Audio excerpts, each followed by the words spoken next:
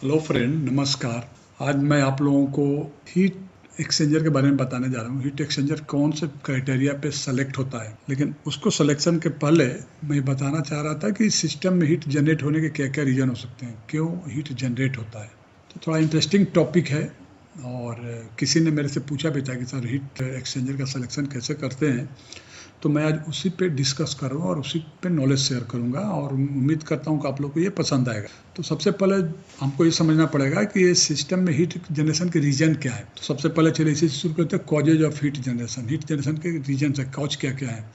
तो सबसे पहला फ्लो रिस्ट्रिक्शन और throttling, the use of flow controls, proportional reducing oblique relieving, counter balance and servo valves all creates a pressure drop in order to do their job.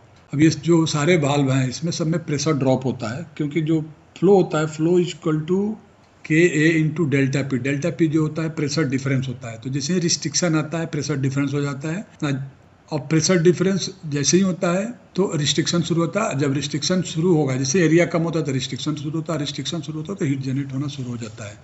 तो ये सारे valve responsible हैं heat generate करने के लिए। फिर इसके बाद हम आते हैं एक्सेसिव फ्लो वेलोसिटीज। अब एक्सेसिव फ्लो वेलोसिटी, मान लें कि incorrect sizing of fluid conductors can cause the generation of heat. अब इनकरेक्ट साइज अगर हमने पाइप पकड़ रखा है उससे भी हीट जनरेशन होगा। For example, with half inch OD pipe, a flow rate of 10 GPM generates heat of the rate of about 25 British unit for feet hour, जो इक्विवेलेंट होता है 7.33 वाट फीट पर आवर। अब जैसे ही इसको डबल करते हैं, doubling the flow rate, मान लें कि हमने 10 GPM की जगह 20 GPM किया, तो जो हीट जनरेशन होता है ये 8 टाइम्स ज़्यादा हो जाएगा। 7.33 वाट फीट पर आवर के जब पे हो जाएगा 58.61 वाट पर फीट पर आवर हो जाएगा। तो अगर सेम साइज हाफ इंच के पाइप में, तो ये जो हम सिलेक्शन करते हैं पाइप का सिलेक्शन भी सही होना है। इसके अलावा कुछ थंब रूल है जो हाइड्रोलिक कंडक्टर के जो वेलोसिटी के डिसाइड करने के लिए होते हैं, हमको इसको फॉलो करना है। Pump suction line should be size for 2 to 4 feet per second, मतलब 0.6 से लेकर 1.2 meter per second. Return line should be size for 3 to 4.5 meter per second. ये दोनों में है, फीट पर सेकेंड में भी है और मीटर पर सेकेंड भी है। मीडियम प्रेशर लाइन, जो रिटर्न लाइन का तो बताया जाए, medium pressure line should be sized for 3 to 4.5 meter per second. High pressure line 3000 से 5000 psi should be sized for 20 to 30 feet per second, मतलब 6 to 9.1 metre per second. इसके अलावा जो पंप में स्लीपेज होता है, as pump severe the internal leakage और slippage increases on fixed displacement pump, this leakage flow from the high pressure outlet back through the pump to the low pressure inlet. जब भी internal leakage शुरू हो गया, slippage शुरू हो जाता है, तो उसमें भी टेम्परेचर बढ़ने लगता है। In a pressure compensated pump this flow is forced out through the case drain. अब उसमें जैसे हम प्रिवेंटिव मेंटेनेंस क्या करते हैं, जो प्रेशर कंपनसेटेड फ्लो पंप जो है, वेरिएबल डिस्प्लेसमेंट पंप है, तो उसमें क्या करते हैं, केस ड्रेन ही चेक करते हैं। केस ड्रेन एक पर्टिकुलर फ्लो के लिए, पंप के लिए रहता है कि इतना केस ड्रेन होना है, और क्या करते हैं प्रिवेंटिव में यही चेक करते हैं। इस चेक करने में हमको ये मालूम चलता है कि केस ड्रेन बढ़ रहा है, तो केस ड्रेन बढ़ रहा है तो क्या होगा कि स्लीपेज बढ़ रहा है। जब स्लीपेज बढ़ रहा है तो आपका टेम्परेचर बढ़ने में योगदान देगा। As this occurs, fluid is taken from a high pressure to a low pressure without doing any mechanical work, thereby creating heat. अब जैसे ही बढ़ रहा है तो काम को नहीं कर रहा है, तो ड्रेन लाइन तो सीधा टैंक में जाता है, तो प्रेशर सीधा ड्रॉप हो जाता है। जो सिस्टम प्रेशर जो देना है उससे बहुत ज़्यादा ड्रॉप हो जाता है, टैंक में जाता है, तो अप्रॉक्स बहुत मिनिमम प्रेशर पर रहता है। तो यहाँ से भी हीट जनरेट होगा। Internal leakage in valves, as valves wear they develop leakage path that allow high pressure oil to leak to low pressure port। जहाँ भी प्रेशर डिफरेंस हुआ तो हीट जनरेशन होगा। जैसा कि हम लोग फर्स्ट लॉ ऑफ थर्मोडायनेमिक्स से भी जानते हैं कि energy supplied is equal to work done plus rise in heat. तो जो हमारा एक फिक्स मोटर है वो तो हमेशा इलेक्ट्रिकल एनर्जी दे ही रहा है। अब हम उसको जैसे यूज करें, वर्क में कर रहे हैं और वर्क में करें तो कंप्लीट कंज्यूम नहीं हो रहा है, तब उसमें भी राइज इन टेम्परेचर तो होना ही है, क्योंकि एनर्जी तो वन फॉर्म से दूसरे फॉर्म में जाएगा, law of conservation of energy के हिसाब से। गैस फील्ड ऑफ, इसके अलावा एक reason gas field accumulator, pulsating accumulators में develop high pressure on this the gas side, this heat can transmit back into the oil, raising the temperature and creating a hot spot in your hydraulic system.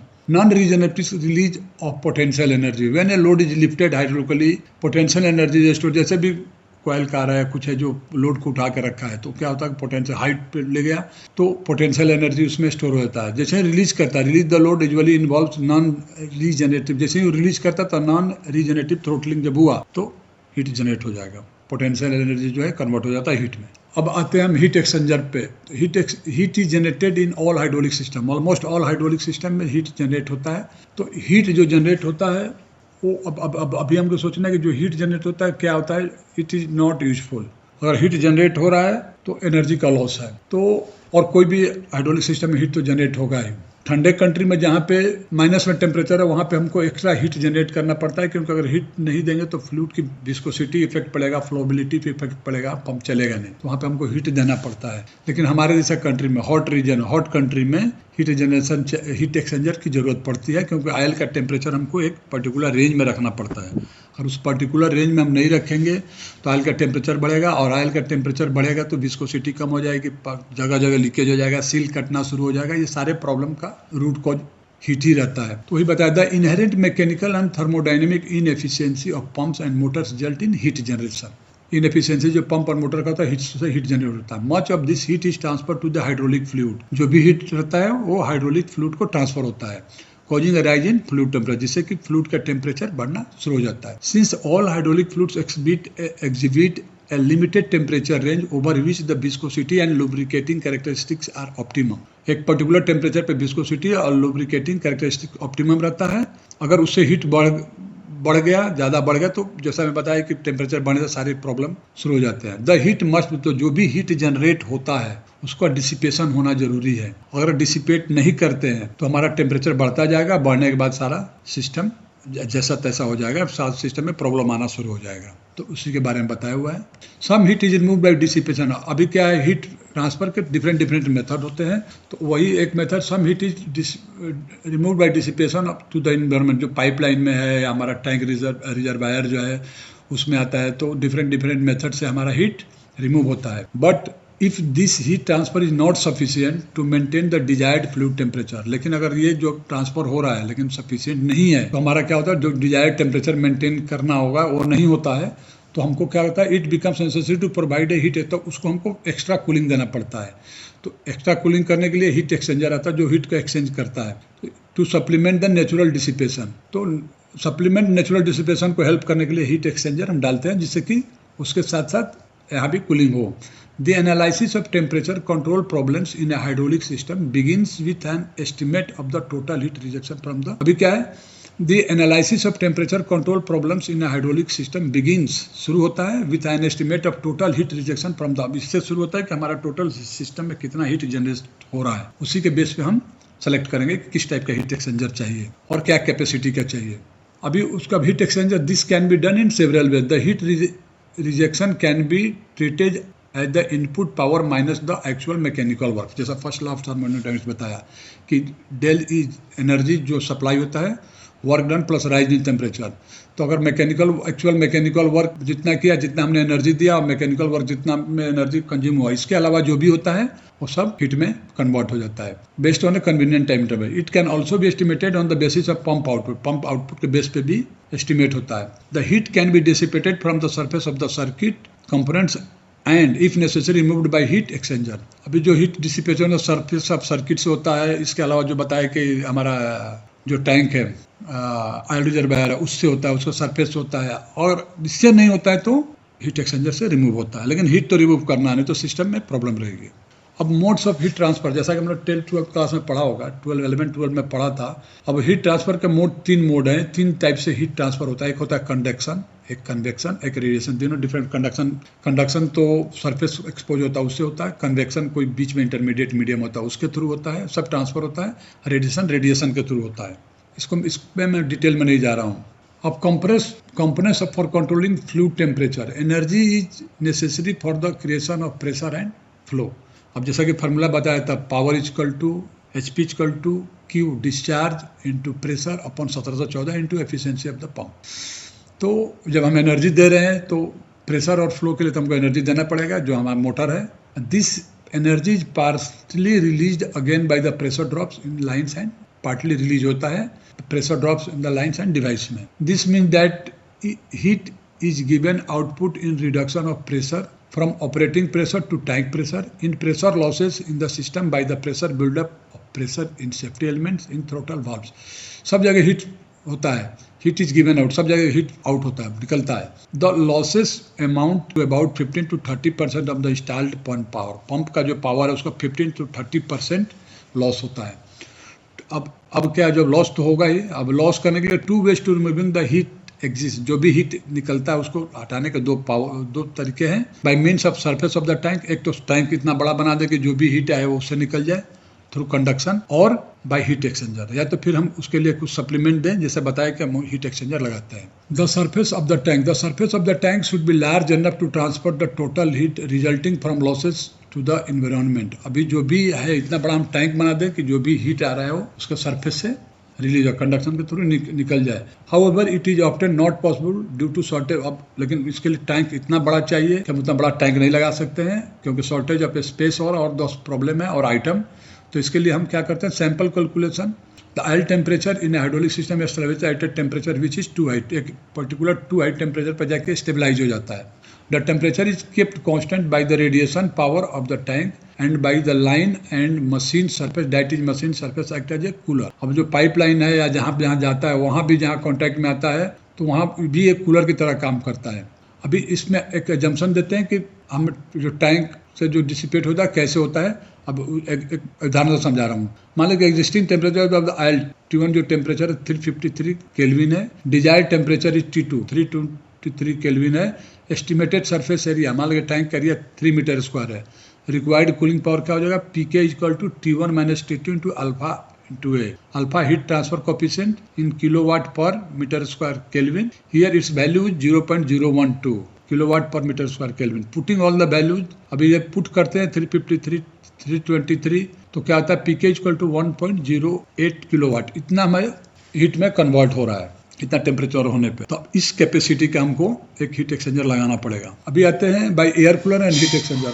अब air cooler और heat exchanger से अगर हमको निकालना है तो अब air cooler और हीट एक्सचेंजर आता है। By installing additional coolers the tank value may be decrease usually 2 to 4 times the pump power. अभी अगर हम additional heat exchanger heat exchanger लगाते हैं तो जो हमारा टैंक का वैल्यू होगा पंप डिस्चार्ज का जनरली 2 to 4 टाइम्स रखते हैं, तो उतना रखना पड़ेगा टैंक का, वो बहुत बड़ा नहीं रखना। Heating problems which occurs due to operation over long periods and high air temperatures may also be avoided. The following are used for oil cooling. अब आयल कूलिंग के लिए एक है oil air coolers and oil water coolers. अब इसमें design note में क्या है, the most important parameters for design of an oil air cooler is the power loss occurring in a hydraulic system. From the experience, the power losses expected at 15 to 30% of the installed dry power. However, special operating relationships need to be taken into account. जो special relationship है उसको भी consider करना है। अभी इसको हम examples बताते हैं। The increase in temperature must be measured over set period of calculation. For calculation के लिए एक सेट पीरियड मतलब एक टाइम इंटरवल पर हमको चेक करना पड़ेगा। अब यहाँ भी हमने एक उदाहरण दिया है, assume the increase in oil temperature over 2 घंटे में कितना जाता है, 20 degree Celsius to 70 degree Celsius जाता है। टैंक मान लीजिए टैंक की कंटेंट 800 लीटर कैपेसिटी है, तो इससे जो पावर लॉस होगा PV equal to delta T V dot rho डॉस इंटू C। तो V क्या है, V tank volume, delta T temperature जैसा बता 20 to 70 डिग्री सेल्सियस में डेल्टा टी मैंने होगा 70 - 20 50 degree Celsius. C specific heat capacity यहाँ पे हो जाएगा 1.67 kilo joule per kg. Rho is density in of oil in kg per deca cubic metre. For मिनरलिटी 0.86। अगर इस सबको हम पुट करते हैं यहाँ पे, operating time in hour T temp, operating time 2 घंटे जैसे हमने पकड़ा है। Putting all values in above equation, अगर इस इक्वेशन में रखते हैं तो जो पावर हमारा लॉस आता है ये आता है 7.98 किलोवाट।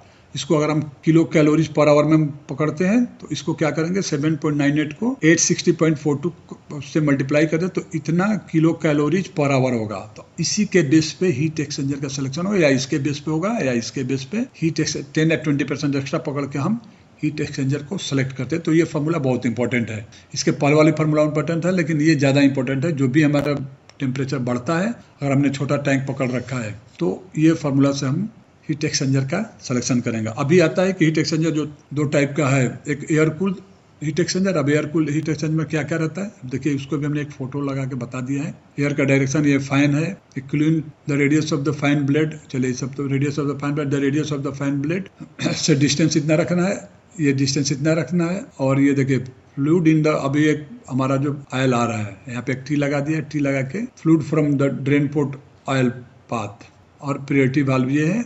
और हमारा आयल ये घूमता रहेगा। फाइन क्या करेगा, clean cooler fin with air brush once in a week, उसको साफ करने के लिए बोल रहा है। जैसे भी चलता है तो एयर इधर से इधर क्रॉस करता है और आयल इसके थ्रू होते हुए टैंक में जा रहा है।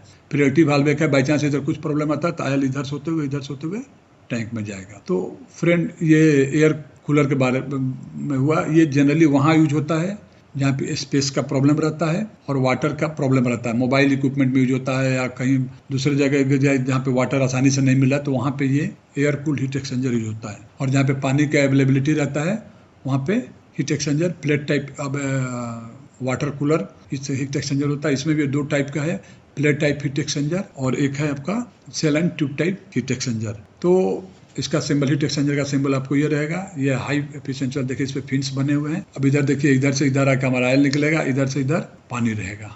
तो ये सिंबल्स है उसका। और ये प्लेट टाइप हीट एक्सचेंजर के डिफरेंट पार्ट्स हैं। इसमें पतले पतले प्लेट लगे रहते हैं, प्लेट का पैक रहता है, इसमें सील्ड रहता है। ये एक कैरिंग बार है, ये आपस में देखिए बोल्ट से आपस में बोल्ट अप रहता है। इसमें से क्या होता है, एक साइड से ऑयल जाता है और एक साइड से ऑयल निकलता है। तो ये प्लेट टाइप हीट एक्सचेंजर के डिफरेंट पार्ट्स हैं, इसके बारे में हमने बताया। और ये जो हीट जनरेट हुआ तब होता है जब हमारा सिस्टम सही तरीके से कमीशन है, तभी इतना हीट जनरेट होगा। इसके अलावा कुछ जो अब देखेंगे, कोई सिस्टम बराबर चलता है, बीच बीच में हमारा सिस्टम में टेम्परेचर बढ़ना शुरू होता है, तो वो बहुत कुछ सेटिंग पे भी डिपेंड करता है। जैसे फिक्स डिस्प्लेसमेंट पंप है, फिक्स डिस्प्लेसमेंट पंप में क्या होगा कि रिलीव वाल्व का जो सेटिंग होगा, रिलीव वाल्व का अगर सिस्टम काम कर रहा है तो ठीक है, अगर सिस्टम काम नहीं कर रहा है और relieve valve unloading relieve valve डाला है तो उतना प्रेशर मेंटेन करने के बाद ही वो अनलोड होता है। तो उतना प्रेशर मेंटेन करने के लिए जो फ्लो आता है, तो जब रिलीव वाल्व खुलता है तो रिलीव वाल्व खुलते समय जो भी सेटिंग रहता है, जो हमारा पावर है, power equal to HP equal to discharge into pressure upon 1714, PSI GPM upon 1714 होता है और पावर जो HP इक्वल टू होता है। तो जब भी इतना प्रेशर पे फ्लो जाएगा तो उस हिसाब से हीट निकलेगा। इवन देखेंगे लोडिंग अनलोडिंग वाल्व लगा रहता है, कहीं कहीं वेंटिंग, अभी मोस्ट सिस्टम में वेंटिंग वाल्व लगा रहता है। तो वेंटिंग वाल्व में भी क्या होता है कि फ्लो तो जाता है टैंक में, लेकिन मिनिमम प्रेशर पे जाता है, तो हीट कम जनरेट होना, लेकिन हीट जनरेट होता है। यही सेम कंडीशन आपका जो पंप वेरिएबल डिस्प्लेसमेंट पंप है, उस पर क्या होता है कि जैसे ही वेरिएबल डिस्प्लेसमेंट पंप में हमारा एक प्रेशर रीच हो जाता है तो वेन पंप करीब करीब 0 सेटिंग में चला जाता है। तो हीट तो इसमें भी जनरेट होता है। तो हीट तो एनी हाउ जनरेट होना ही है। इसके अलावा बाई चांस अगर आपने जो वेरिएबल डिस्प्लेसमेंट पंप अगर आपने सेटिंग छेड़ दिया, फ्लो या प्रेशर सेटिंग छेड़ दिया, जनरली फ्लो सेटिंग तो छेड़ना ही नहीं रहेगा, तो फैक्ट्री सेट हो आता है या बहुत अधिक नॉलेज है तो आप उसको छेड़ सकते हैं, लेकिन आपको फिर सेट करना पड़ेगा। तो अगर प्रेशर सेटिंग नॉब को हमने छेड़ दिया और उससे रिलीव वाल्व का सेटिंग कम हो गया, तब हीट जनरेट होना शुरू हो जाएगा, आप कंट्रोल नहीं कर सकते। सेम कंडीशन अगर आपके सिस्टम में एक्यूमुलेटर है तो एक्यूमुलेटर के बाद जो रिलीव वाल्व लगा हुआ है, अगर उसकी सेटिंग आपने कम कर दिया तो तेल हमेशा उधर से जाता रहेगा, पंप हमेशा लोड पे चलता रहेगा।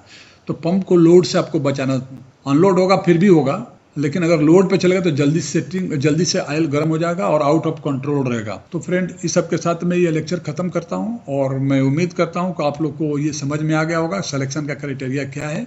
इस फार्मूला से आप निकाल सकते हैं। और मैं आप लोग से रिक्वेस्ट करता हूँ कि मेरे इस चैनल को सब्सक्राइब करें, देखें, या कोई भी फिर से कोई कन्फ्यूजन हो, ये मैं एक फ्रेंड के डिमांड बनाया हूँ वीडियो और डाल रहा हूँ।